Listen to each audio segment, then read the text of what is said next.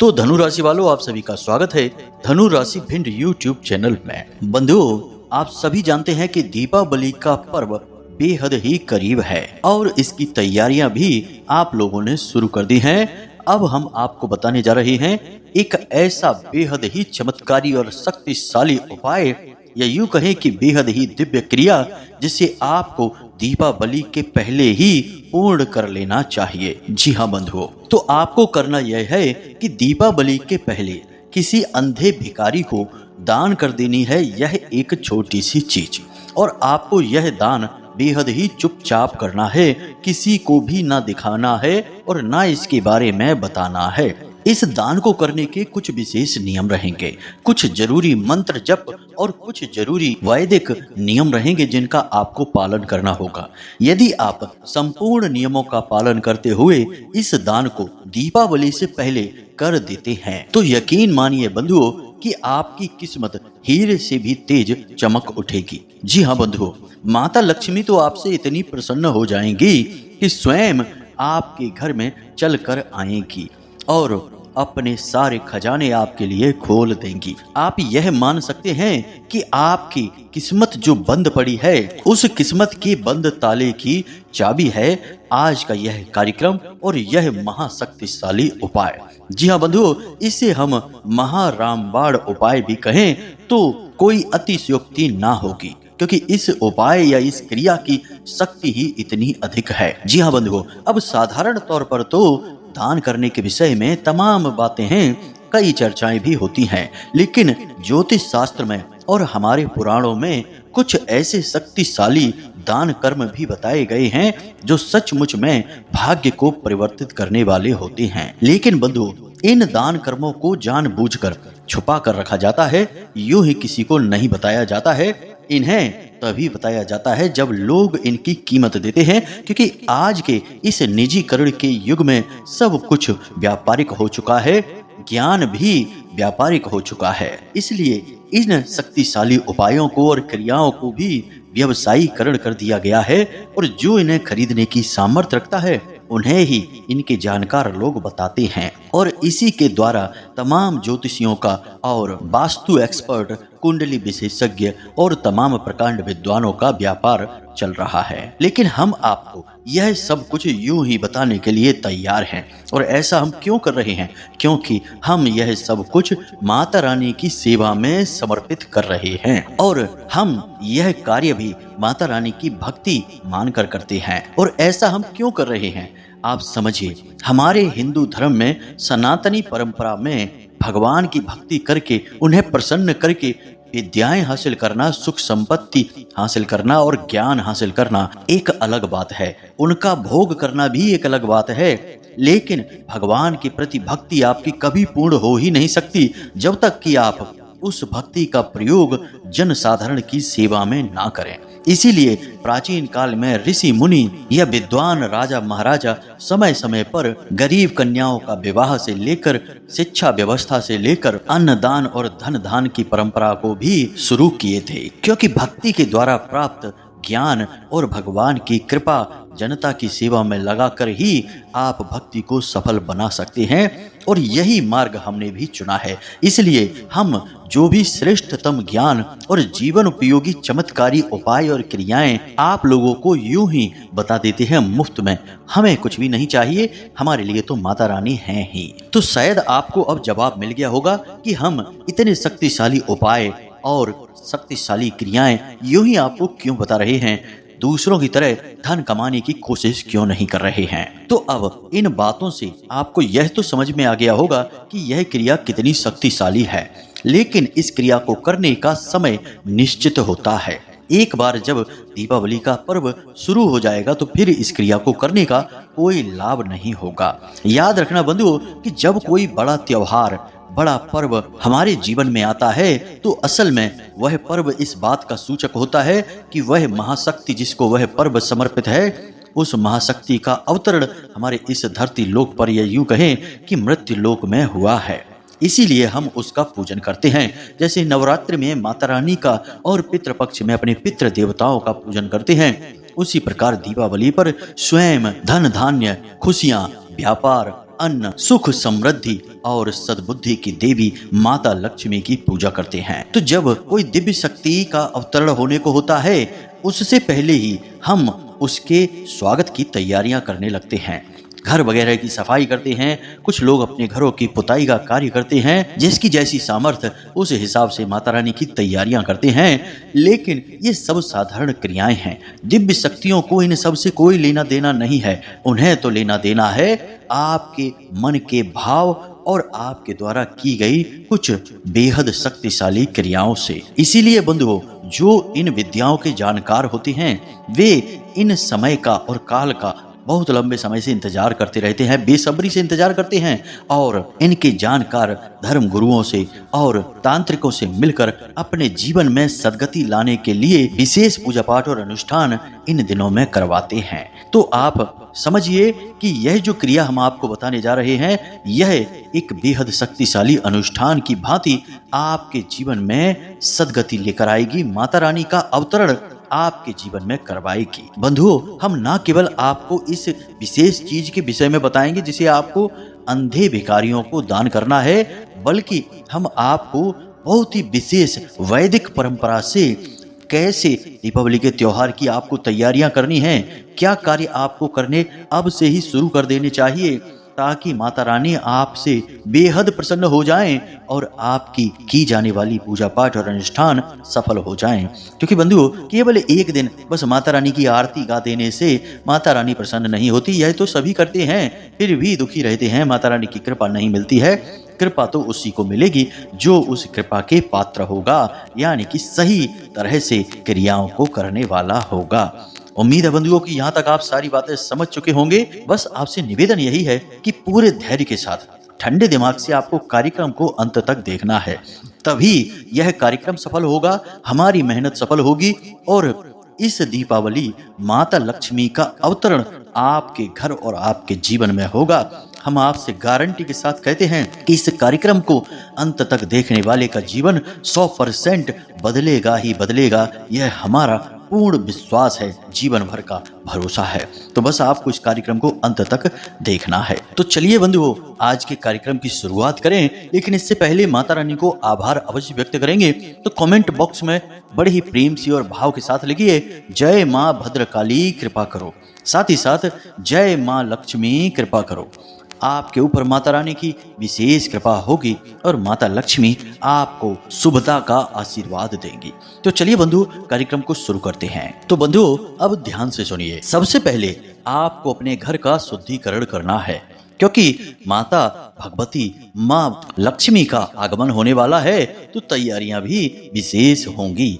तो सबसे पहले आप अपने घर का शुद्धिकरण करें।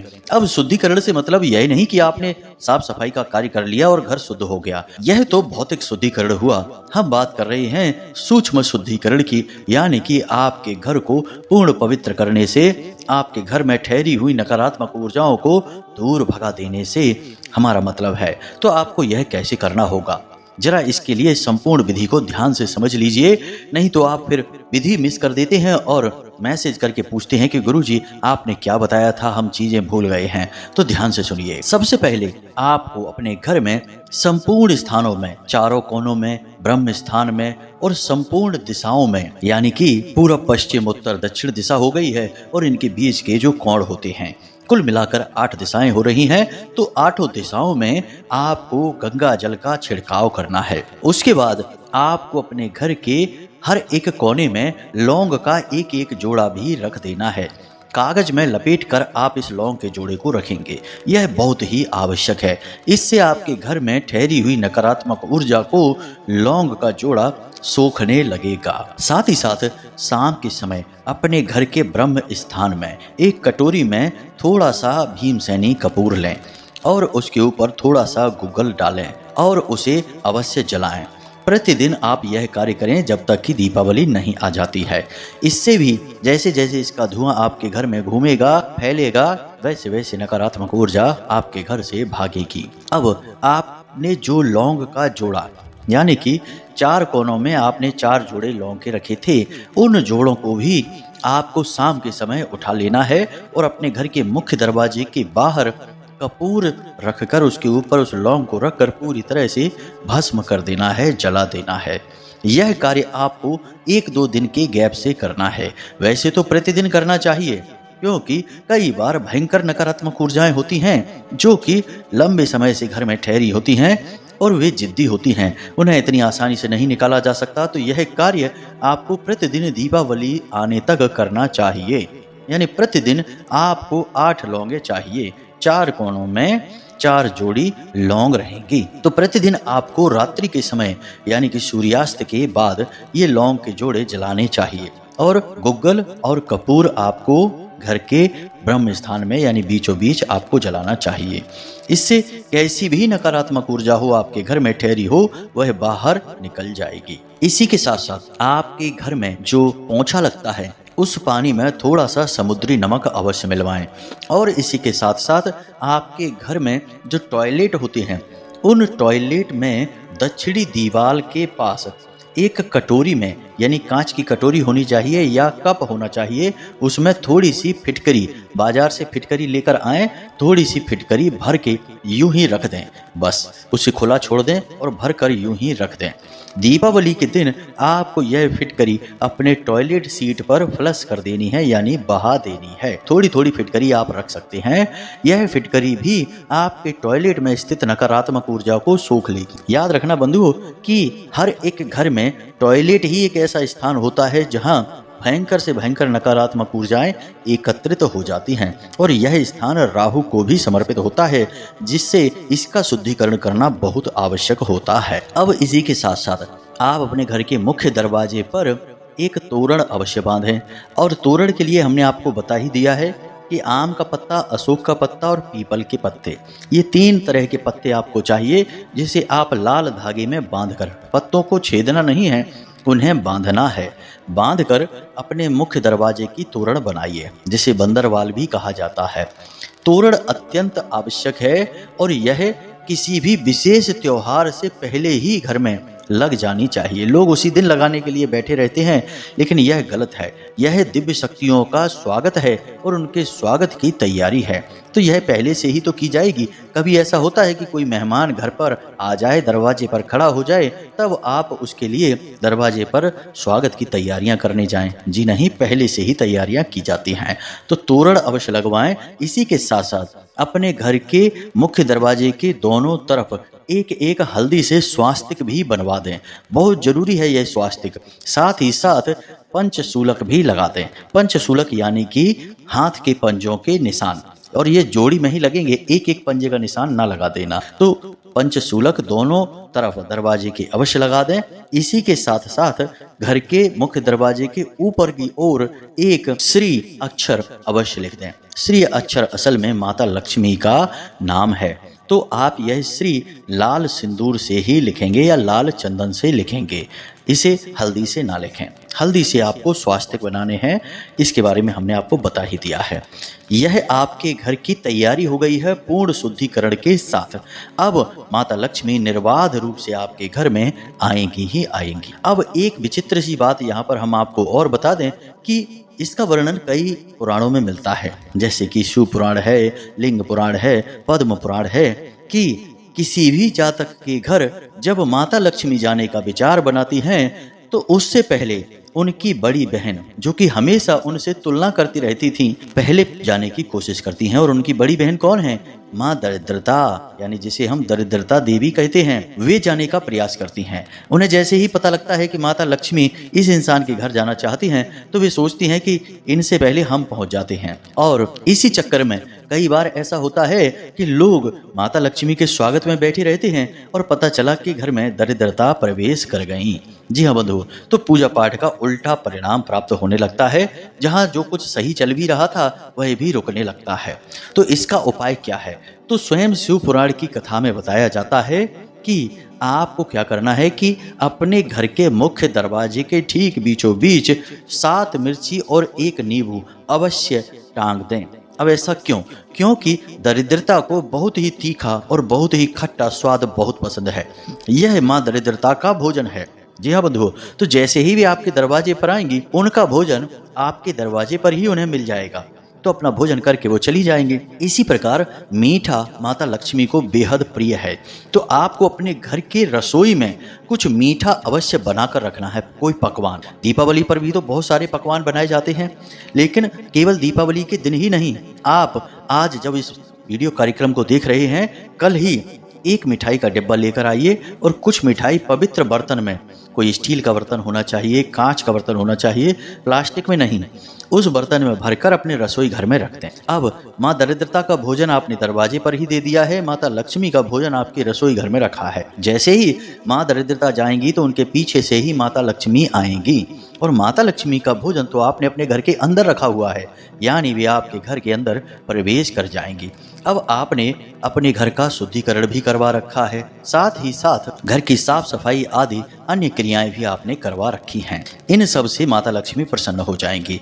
अब एक और जो बहुत ही शक्तिशाली और विशेष क्रिया है, इसे भी आपको अवश्य कर ही लेना चाहिए। यह हम अपने बहुत सारे कार्यक्रमों में बता चुके हैं और फिर से आपको बताने जा रहे हैं। इसे हम लक्ष्मी कलश कहते हैं। जी हाँ बंधुओं, और यह कलश आपको हर एक पवित्र त्योहार और विशेष दिन पर, जिसका धार्मिक महत्व हो, ऐसे दिन पर अवश्य स्थापित करना चाहिए। जी हाँ बंधु, और यह कलश आपके मुख्य दरवाजे पर या फिर आपके पूजा घर में स्थापित होता है। हर एक त्योहार की आवश्यकता के अनुसार इसे स्थापित किया जाता है। कभी यह कलश गणपति का स्वरूप बनकर स्थापित होता है, कभी यह कलश माता लक्ष्मी का स्वरूप बनकर स्थापित होता है। तो अब आपको यह लक्ष्मी कलश अपने घर के मुख्य दरवाजे पर स्थापित करना है। जी हाँ बंधु, अब कैसे होगा यह? तो बहुत ही सरल है। आपको एक कलश चाहिए, यानी कि कोई एक लोटा या जल का पात्र जिसका आकार घड़े जैसा हो। कलश मिट्टी का भी हो सकता है या धातु का, पीतल का भी हो सकता है। स्टील का बर्तन या लोहे का बर्तन नहीं लेना है। आपने कलश ले लिया। अब कलश में आपको शुद्ध जल भरना है और उसके अंदर आपको एक सिक्का डालना है और थोड़े से चावल डालने हैं। उसके बाद आपको उस कलश के ऊपर एक बर्तन रखना है, कटोरी जैसा, जिसमें आपको अन्न भरना है, यानी गेहूं भरने हैं। उसके ऊपर आपको एक नारियल रखना है। याद रखना कि लक्ष्मी कलश है तो इसके मुख पर आपको लाल रंग का धागा लपेटना है और लाल चंदन से या फिर सिंदूर से आपको श्री लिखना है इस कलश के ऊपर, और नारियल के ऊपर भी लाल सिंदूर से ही आपको श्री लिख देना है। श्री के ऊपर अंक की बिंदी अवश्य लगाएं, तभी यह माता लक्ष्मी का नाम बनता है। श्री सम्मान शब्द है और श्रीम माता लक्ष्मी का नाम है, तो आप उस पर अंक की बिंदी अवश्य लगाएं। यह विशेष बात है, कोई इतनी बारीकी से चीजें नहीं समझाता जैसे हम आपको बता रहे हैं। तो आपने श्री इधर कलश पर भी लिख लिया है। अब इधर आपने जो नारियल रखा है, जिसे हम श्रीफल ही कहते हैं, उस पर भी लिख दिया है, और उस नारियल के आसपास भी आपको 7 बार लाल रंग का धागा लपेटना है।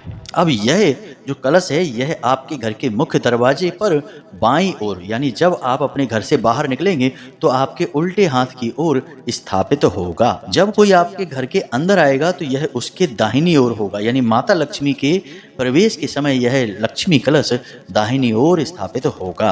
अब आपको यह लक्ष्मी कलश स्थापित करना है। अब नित्य की क्रिया क्या रहेगी? क्योंकि यह दीपावली के दिन तक चलेगा, तो आपको रोज सुबह इसमें जो जल है उसे अपने दरवाजे पर, मुख्य दरवाजे पर सिंचित करना है और इसमें ताजा जल फिर से भर देना है, और इसमें जो सिक्का आपने डाला था उस सिक्के को उठाकर अपने पूजा घर में रख देना है। उसके बाद फिर से एक नया सिक्का डाल देना है, कुछ चावल डाल देने हैं और फिर से उसी प्रकार रख देना है, और उसमें जो आपने अन्न रखा था नारियल के नीचे, उस अन्न को भी एक जगह एकत्रित कर लेना है और एक नए अन्न को, यानी कि उसी कटोरी में दोबारा से नया अन्न भरकर फिर से स्थापित कर देना है। प्रतिदिन सुबह सुबह यह क्रिया की जाएगी। इस प्रकार प्रतिदिन एक कटोरी अन्न निकलेगा और एक सिक्का। याद रखें कि आपने 5 का सिक्का पहले दिन डाला तो हर दिन 5 का सिक्का ही डालना है। रोज रोज सिक्के की संख्या नहीं बदलनी है। 10 का डाला है तो 10 का ही डालना है।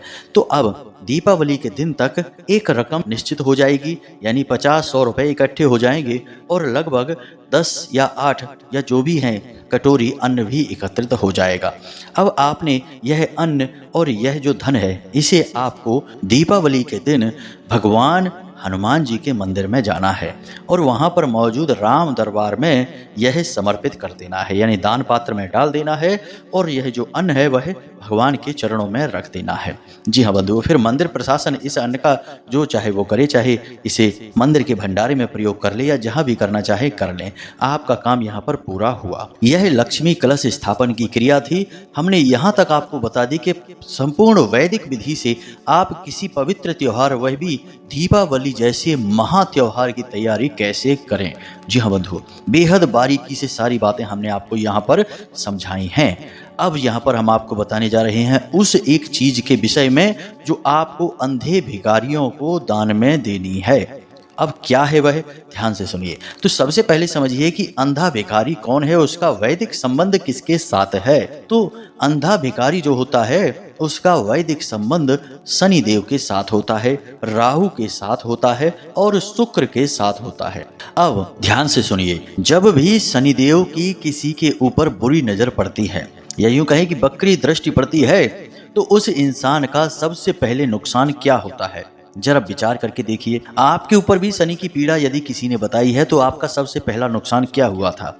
आपकी आमदनी कम हुई थी, फिर रुक ही गई थी, कर्जा बढ़ने लगा था। यानी कि जब शनिदेव किसी से नाराज होते हैं, क्रोधित होते हैं, तो सबसे पहला नुकसान धन को लेकर करते हैं, यानी कि उसकी श्री उससे छीन ली जाती है। इसी प्रकार जब देवराज इंद्र के ऊपर शनि की 7.5 चली तो उनकी भी श्री छिन गई और उन्हें दुर्वासा ऋषि का श्राप लग गया, जिसकी वजह से उनकी सारी संपत्ति, श्री, धन, बल सब समुद्र में समा गया। बाद में देव असुर साथ में मिलकर समुद्र मंथन किए और फिर 14 रत्न बाहर निकले। तो यह बहुत लंबी कथा है बंधुओं, लेकिन आप यहाँ से यह समझ पाए हैं कि माता लक्ष्मी का सीधा संबंध है शनि देव से। शनि की कृपा यदि आपके पास है तो सबसे पहली चीज आपके पास आएगी वह है धन लक्ष्मी। और उसी प्रकार जब शनिदेव नाराज तो सबसे पहली चीज जो आपके घर से और आपके जीवन से जाएगी वह है धन लक्ष्मी। जी हाँ बंधुओं, और जितने भी भिखारी हैं और उनमें भी जो अंधे भिखारी हैं उनके अधिपति स्वयं शनिदेव हैं और उनके साथ साथ इनके ऊपर राहु की और शुक्र की विशेष कृपा रहती है। अब जिनके साथ शनिदेव हैं उनके साथ राहु और शुक्र तो होंगे ही, क्योंकि यह आपस में परम मित्र हैं। तो यहाँ तक आपको कुछ कुछ बात समझ में आ रही होगी। अब आपको कौन सी चीज दान करनी है इसे आप ध्यान से सुनिए। और वैसे तो आप यह दान एक भिखारी को करेंगे तब भी चलेगा, लेकिन यदि आप 3, 5 या 7 की संख्या में इसे दान कर सकें तो सर्वोत्तम रहेगा। अब यहाँ पर भिखारी की ही जरूरत नहीं है, कोई भी अंधा हो लेकिन वह गरीब हालत में होना चाहिए, यानी कि उसकी हालत ऐसी नहीं होनी चाहिए कि वह आसानी से धन कमा रहा है या फिर जीवन को सुखमय जी रहा है, कष्टों के साथ जीवन जी रहा है, तो उसे भिखारी की श्रेणी में ही रखा जाएगा। वह चाहे भीख मांगता हो या दूसरों की दया पर पलता हो, कोई फर्क नहीं पड़ता है। अब बंधुओं, हमारी बातों को आप थोड़ा गौर से समझिए कि हम जो बता रहे हैं वह बहुत ही गुप्त और वैदिक पद्धति है। कोई भी आपको इस तरह से नहीं समझाएगा जैसे हम आपको बता रहे हैं। लोग इन बातों के लाखों हजारों रुपए चार्ज कर लेते हैं, हम तो आपको माता रानी की सेवा में यह सब कुछ बता रहे हैं। अब इस पर ध्यान देना आपका धर्म है, तो ध्यान से सुनिए। आपको क्या करना है कि आज आप जब इस कार्यक्रम को सुन रहे हैं तो कल ही, यानी किसी भी दिन, चाहे कोई भी दिन हो, लेकिन कल ही आपको यह कार्य करना है या फिर परसों भी कर सकते हैं। इसमें आपको क्या करना है कि एक काले रंग का कंबल चाहिए, एक सफेद मिठाई का डिब्बा चाहिए और साथ ही साथ थोड़ा धन चाहिए और एक लोहे का कड़ा भी चाहिए। जी हाँ बंधुओं, कड़ा लोहे का हो सकता है या स्टील का भी हो सकता है, लेकिन लोहे के अलावा या स्टील के अलावा किसी अन्य धातु का नहीं। बस इतनी चीजें आपको चाहिए। यदि हाथ में पहनने वाला यानी कलाई में पहनने वाला कड़ा नहीं मिलता है तो आप अंगूठी भी ले सकते हैं। लोहे का छल्ला होना चाहिए कुल मिलाकर, जो राहु का सूचक होगा। अब आपने ये सारी चीज मिलाकर भिखारी को जो अंधा है उसे देनी है, यानी कि कंबल देना है, सफेद मिठाई का डिब्बा देना है जो कि शुक्र का सूचक होगी, और शुक्र शनि आपस में परम मित्र हैं। उसी के साथ साथ आपको कड़ा देना है, यानी कि अंगूठी हो या फिर हाथ में कलाई में पहनने वाला चूड़ा या कड़ा कहते हैं वह हो। इसी के साथ साथ कुछ धन भी देना है। और धन ऐसा नहीं कि 10-20 रुपए ही देकर चले आए। धन इतना देना है कि उसके चेहरे पर मुस्कुराहट आ जाए। जी हाँ बंधुओं, याद रखना कि आप जो भी दान करेंगे वह लाखों हजारों गुना बनकर आपको मिलेगा। असल में यह आप अपने लिए ही कर रहे हैं, तो इसमें कंजूसी नहीं करनी है। वैसे तो दुनिया भर के तमाम फिजूल खर्चियों में पैसा उड़ ही जाता है। सत्कर्म में यदि पैसा जाता है तो कंजूसी ना करें, हाथ ना सकोड़ें, तो रकम अधिक से अधिक देने की कोशिश करें। अब आपकी क्षमता है, आप 151 दे दें या 551 दे दें या फिर 1100 रुपए दे दें, क्या फर्क पड़ जाएगा। एक भिखारी को यदि आप 500 रुपए दे दें, 3 भिखारियों को देंगे तो 1500 ही जा रहे हैं। एक बार की एक ड्रेस, एक कपड़े 1500-2000 के आ जाते हैं। तो आप समझ लेना कि आपने इस दीपावली एक जोड़ी कपड़े नहीं खरीदे हैं, इसका आपने पुण्य कमा लिया है। यकीन मानिए कि दीपावली के बाद आपको इसका हजारों लाखों गुना बढ़कर वापस मिलेगा। यह इस प्रकृति का नियम है, संसार का विधान है, ईश्वर का विधान है कि जो खुले हाथों से देता है भगवान भी उसे दोनों हाथों से लौटाते हैं, और जो हाथों को सिकोड़ कर रखता है भगवान उसकी जिंदगी से हर एक चीज को चुन चुन कर छीन लेता है। आपने देखा होगा कि जो बहुत कंजूस टाइप के लोग होते हैं, बचा बचा कर पैसा रखते हैं, दूसरों का खून चूस चूस कर पैसा जमा करते हैं, वे जीवन भर कष्ट और पीड़ाओं में ही जीते रहते हैं और उनकी आने वाली पीढ़ियां तक बर्बाद हो जाती हैं। जुआ, शराब, वेश्यावृत्ति आदि में डूबकर सारी धन माया जो उन्होंने इकट्ठी की है उसे लुटा देते हैं। और जो दान धर्म का भाव रखते हैं, सत्कर्मी होते हैं, वे कम धन दौलत में भी बड़े सुखी रहते हैं और उनके सारे काम होते चले जाते हैं। चाहे उनकी कन्या का विवाह हो, चाहे घर मकान बनाना हो, चाहे गाड़ी घोड़ा बंगला लेना हो, सारे काम जो वो सोचते हैं वे होते चले जाते हैं। चाहे पैसा उनके पास हो या ना हो, सारी व्यवस्थाएं भगवान खुद लगा देते हैं, क्योंकि उन्होंने दान धर्म और दया को महत्व दिया है। तो आप इन चीजों को हल्के में मत लेना, अपना हाथ मत सिकोड़ना। दीपावली रोज रोज नहीं आती है, एक बार माता लक्ष्मी आएंगी, फिर वर्ष भर उनके ही साथ काम चलाना है। यदि खुशी खुशी आएंगी तो आपको वर्ष भर खुशियां देंगी, और यदि थोड़ी देर के लिए आएंगी तो जल्दबाजी में आएंगी और जल्दबाजी में वापस चली जाएंगी। आपको पता ही नहीं चलेगा, आप धन लक्ष्मी का आनंद ही भोग नहीं पाएंगे, जीवन ज्यों का त्यों बना रहेगा। इसीलिए तो हर व्यक्ति माता लक्ष्मी की पूजा करता है दीपावली के दिन, फिर भी कोई सुखी नहीं होता। सुखी गिने चुने लोग ही होते हैं, जो कि जाने अनजाने में शुद्ध पद्धति को मान लेते हैं, वे ही सुखी हो जाते हैं। तो उम्मीद करते हैं कि आपको यहाँ तक सारी बातें समझ में आई हैं।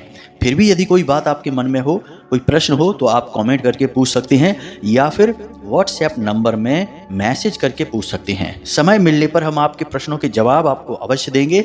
वैसे हम अपने वीडियो कार्यक्रम में हर बात को बहुत विस्तार से बताते हैं। इसी चक्कर में वीडियो हमारे लंबे भी हो जाते हैं और कुछ मूर्ख कहते रहते हैं कि गुरुजी थोड़ा जल्दी बताया करो, शॉर्टकट में बताया करो। वे शॉर्टकट चाहते हैं और हम उनसे कहते हैं कि तुम्हारे लिए हमारे कार्यक्रम नहीं है, तुम तो जाओ फनी रील्स और वीडियो देखो, वहीं से तुम्हारा जुगाड़ हो जाएगा। बाकी हमारा तो धर्म से नाता है और ज्ञान से नाता है, और ज्ञान में तो विस्तार और संपूर्ण समझाइश होती ही है। इसीलिए तो यह कहावत भी बनी है कि सब्र का फल बहुत मीठा होता है। जो धैर्य रखता है वही ज्ञानी होता है, और ज्ञानी के जीवन में ही परिवर्तन होते हैं, मूर्खों के यहाँ कोई परिवर्तन नहीं होते हैं। तो उम्मीद करते हैं कि आपको सारी बातें समझ में आ गई हैं। आप इन बातों का प्रयोग करेंगे और अपने जीवन में निश्चित तौर पर अब बदलाव लेकर आएंगे। तो चलिए आज के इस कार्यक्रम को यहीं पर समाप्त करते हैं। हमेशा हंसते रहिए, मुस्कुराते रहिए, सकारात्मक रहिए और भगवान में अपनी आस्था और विश्वास बनाए रखिए, और दिन में एक बार मंदिर अवश्य हो आइए, क्योंकि आपका उद्धार तो उन्हीं की कृपा से होना है। मिलते हैं अगले विशेष कार्यक्रम में, तब तक के लिए धन्यवाद। प्रेम से बोलिए जय माई की, जय माँ भद्रकाली, जय माँ लक्ष्मी। माता रानी आपके ऊपर विशेष कृपा करें। धन्यवाद।